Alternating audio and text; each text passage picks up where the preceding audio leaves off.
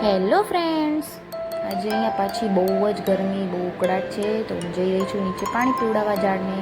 Oh, નળમાં જોયું તો પાણી જ નથી આવતું. ચલો હું તમને બીજું બતાડું. આ છે અમારા તુલસીજીનું ગાર્ડન. તમે જોઈ શકો છો તુલસીજીનો ગ્રોથ વરસાદમાં. અને આ સાઈડ નાના નાના હજી તુલસીજીના રોપા આવ્યા છે. અહીંયા મેં થોડાક ફૂલ વાવ્યા છે. પિંક બારમાસી, વિછિયાવેલ, ન્યૂ સ્ટાર્ટિંગ છે જસ્ટ. આ સાઈડ બીજા છે. આ સાઈડ વ્હાઈટ બારમાસી છે. થોડાક એલોવેરા છે સાઈડમાં. હજી એમાં પણ છે, નાની નાની ગ્રોથ છે. આ મીઠો લીમડો છે અમારો.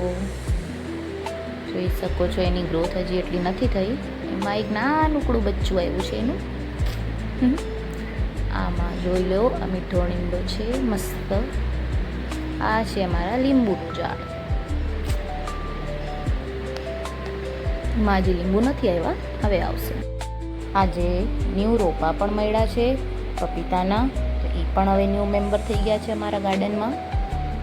આ સાઈડ કેળાનું ઝાડ છે, તમે જોઈ શકો છો. ન્યૂ પ્લાન્ટ એમાં. વાવ, સુપર. ની ગ્રોથ પણ બહુ સરસ છે. આ સાઈડ અમારું એકદમ ગ્રોથવાળું પ્લાન્ટ છે કે આવલાનું. એની ગ્રોથ તમે જોઈ જ શકો છો, બ્યુટીફુલ. એની આજુબાજુ નાનકા નાનકા એક બે આસોપાલો પણ છે. લીંબુ છે. નાના નાના ફૂલના રોપા પણ છે બારમાસીના. તો આ મારી માટે બહુ ચેલેન્જવાળી વાત હતી. અહીંયા મેં ન્યૂ કટિંગ નાખી હતી 8-10 દિવસ પહેલાં. બધાએ મને ના પાડી હતી નહીં થાય, બટ થઈ ગઈ છે. તમે જોઈ શકો છો, આ છે સેતુરની કટિંગ.